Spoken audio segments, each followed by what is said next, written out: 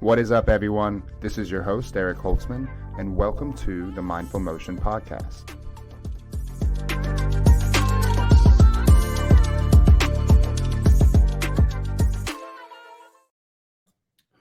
What's up, everybody? How are you? So today I am doing a Solocast to just kind of shed light on some of the things that we're going to talk about tomorrow in my podcast with one of my teachers and mentors, Greg Mack. He is a big influence on how I'm thinking about exercise these days. He has some incredible wisdom and a wealth of knowledge on how to think about exercise in a way that promotes health. And what I wanted to talk about today was just the pitfalls that people get into when they exercise. And there's this like divide within the industry of exercise where there's people that train, we do our running, we do our lifting, we go do the hard stuff, and then we have our rehab space where if we get injured, we go do rehab to prepare for the hard stuff again.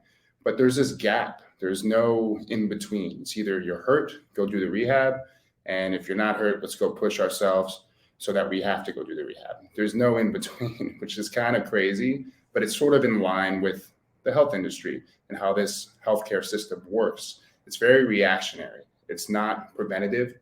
You don't typically do things proactively to prevent things from happening. You usually wait till there's a big issue, and then you go to a hospital, you start taking medications, and you manage the illness.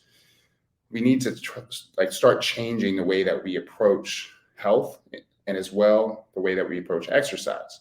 So, I mean, everyone is saying out there that exercise is supposed to be this, panacea for health. It's supposed to promote lifespan and health span. But the problem is it doesn't always work for everybody. Now, why is that? Why are some people out there crushing it and feeling their best and just being rock stars with their exercise, while others are, crumbling and getting hurt and everything bothers them? It's not the people that are getting hurt. It's not their fault. And I have a feeling that some people, they are classified as lazy because they don't want to train. But I feel like maybe they're not training oftentimes because they've had bad experiences. They've been injured. Something doesn't feel right. And maybe their experience is so, lack of a better word, crummy, that they don't want to go back and train because they don't feel the positive benefits that people that love exercise get. So there's a lot more people in this space than there are those who are on, Instagram with their fitness model pages and doing really, really well, under 10% body fat, just crushing in the gym. Those people are rare. Most people are the people that we see day to day in our office, people that don't want to exercise for whatever reason. Sure, laziness might come into it, but I do feel like there's a good amount of people that want to train, but they just get hurt. So where can we start to help those people get into exercise and feel like they're getting the benefit?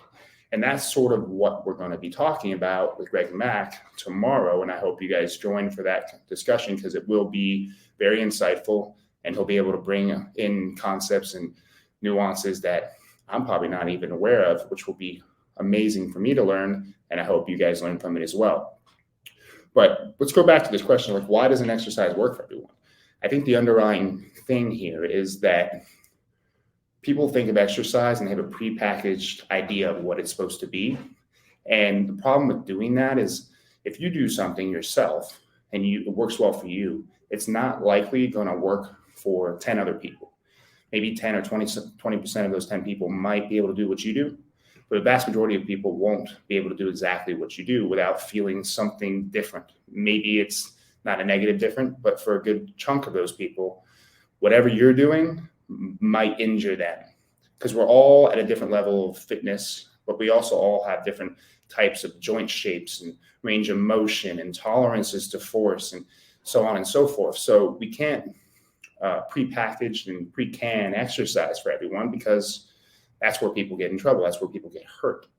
And unfortunately, the science within the exercise industry does prepackage things. They do studies and physiological studies on how many reps you should do, how many sets you should do, what exercises are going to give you the types of results you want. And that's all good and well. But the problem with that is they're studying, let's say 20 to 50, 25 to 30-year-old athletes and they're concluding that this is the result that they got.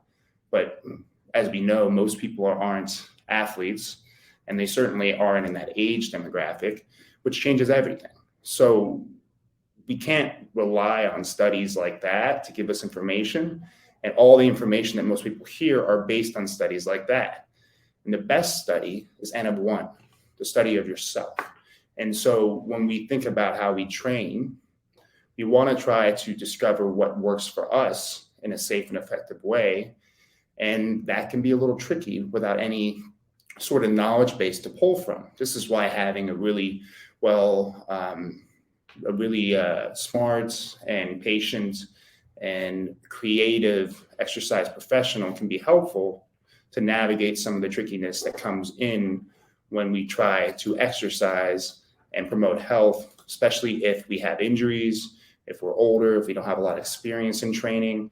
All these things can create complications when it comes to trying to design an exercise. So I guess my point is what I really want to think about is how can we view exercise and what the future of exercise industry might look like.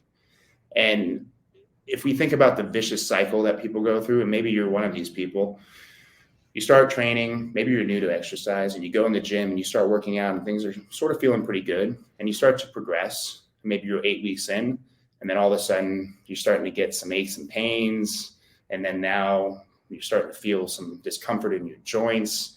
And maybe 12 weeks in, you get a full-blown diagnosis of some sort of like elbow tendonitis or shoulder impingement or arthritis in your knee or something like that. And then what do? You typically get a prescription from your doctor to say, okay, now you're going to go to a physical therapist, or maybe if you have a back issue, you're going to go to a chiropractor, and you're going to go do that rehab. You have 15 sessions. Here's your prescription. Go do it.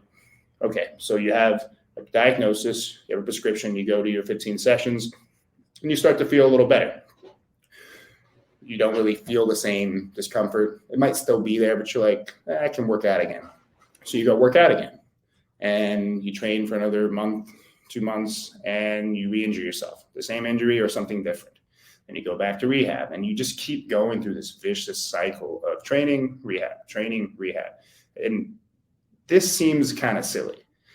Shouldn't exercise be promoting health? Shouldn't it basically mean you don't have to do rehab? I thought rehab was for people that get in car accidents or fall off a building or something like that. Unfortunately, a lot of people get hurt just from the exercises they're doing. And the tricky thing is, it's not like it's a one-off, I did an exercise and I got hurt. Sometimes that happens, but more often it is the repetitive nature of their inappropriate exercise that starts to take a toll and breaks down their system because they're not tolerating it well. That leads to a sort of overused chronic injury. And those things are really tricky to fix. Acute injuries like a broken leg, broken arm, a torn muscle, it's a little simpler to fix because there's a clear indication of what happened. You know, this thing got injured. Okay, let's treat that thing and it will get better. And usually those things are simpler to fix.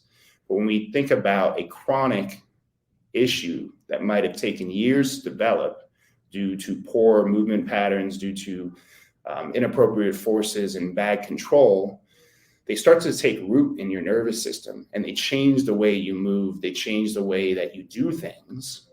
And there's not a clear thing that you can point to that says this was why it hurts. It's become a systemic problem that can be much more difficult to address because it's not like a broken arm. You don't just have one place. Now we have a lot of things to look at on your brain, your nervous system, and a lot of pieces of the body that are starting to compensate and lose function, and you're losing control of, and you're not even aware of it. This is what a vast majority of people are dealing with.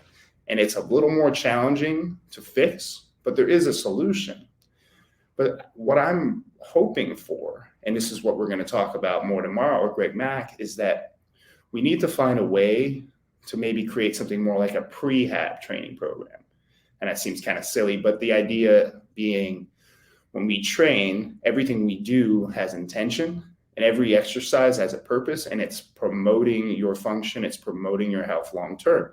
It's not breaking you down. and meaning that you don't have to do rehab. Your exercise is in a form of proactive version of rehab, making sure that you don't get hurt, making you more resilient, making you stronger. And this might be a little more tedious for people because it does require some thinking, but it doesn't have to be complicated necessarily. Small little nuanced changes to training can do wonders for preventing injuries long term. Just to name a few examples, if you were to slow down your lifts and control the weight more effectively, that would be a huge benefit to you in lowering injury prevention or preventing injuries from occurring. So simply, most people lift, they tend to move pretty quickly, and they don't even think about controlling the load. They don't think about stops and starts. They just move the weight forward and back. Well, if you are young and can tolerate a lot and don't have any history, you get away with that. But the problem with doing that is weights can be changing when you're moving them abruptly, and those abrupt shifts when you try to change directions quickly and you're not controlling the motion, you might be exceeding what your body can do and handle and not be aware of it. And those insults over and over again create inflammation within the tissues, within your nervous system, that start to compound and lead to problems. If we could think about slowing down, contracting muscles, you'll be using less weight and it will be harder, which means less chance of getting hurt altogether, and you get stronger, you get better control over your body, and you get more benefits from what you're doing in your training.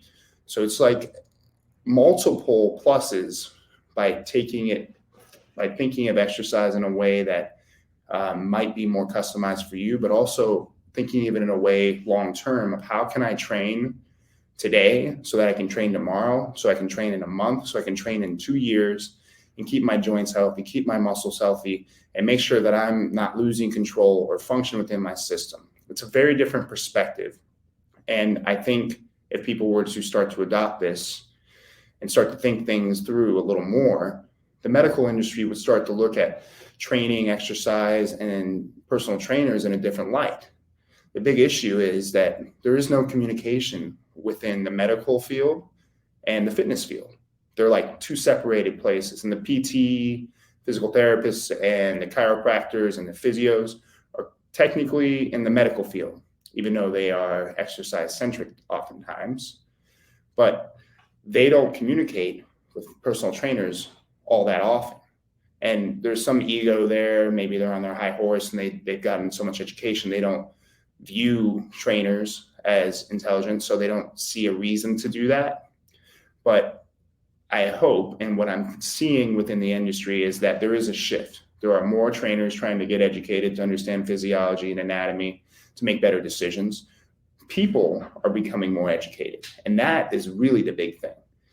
You yourself need to be an advocate for your health. And this doesn't apply just to exercise. It applies to going to your general physician. It applies to if you're going to go get a surgery, do your homework, learn about these things, because oftentimes doctors, they're not trying to be, what's the word I'm looking for? Well, I guess they're not trying to be, what's the word? Man, I'm blanking, sorry. But they want to do best by their people and their clients, but they have such little time. So they can't explain things to you. They can't give you all the options. Some options they think are silly, but might not be. Point being is you might have, if you go in for surgery, you might have more options than you think. Surgery might not even be the best option. A lot of times surgeons just want to cut because that's what they're trained to do. They don't really think about holistic approaches. They don't really explore other avenues that could be more advantageous long-term and leave you in a better place, because that's not their job.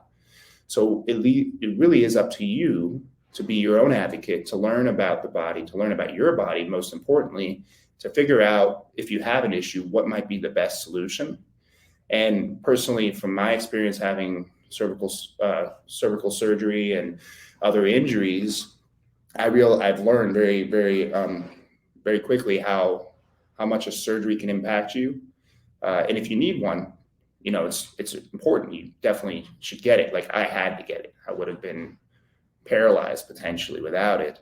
But point is, some people go into surgery too quick without exploring other things that might be less invasive, and things that actually might help them get past where they're at past the pain they're in, and improve their life.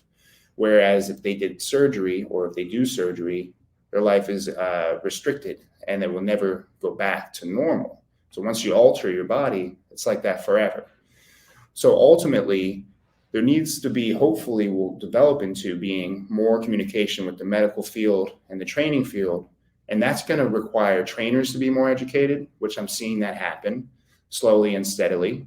But it will also require people like yourself to be more educated, to want communication between these places, to request it, because ultimately nothing really changes within anything in the world unless there's a public that demands it. It's always like an economy in a way, supply and demand, right? If you guys demand more communication amongst medical providers and trainers, and you demand more from your trainers to know more and to be able to help you more and actually prevent problems from happening, then you might see a shift.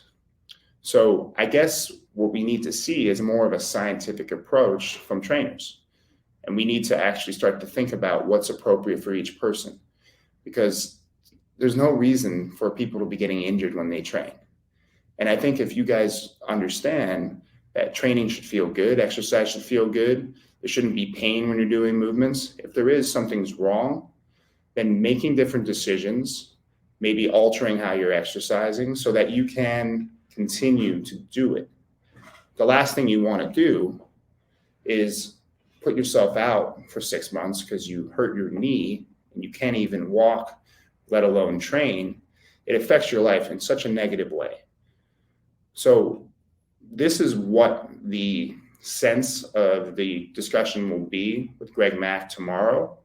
We're going to go into data collection. We're going to go into how to hopefully bridge the gap between exercise and the medical field, because if that happens, now we're talking about preventative care. We're talking about really taking care of your muscular system for life.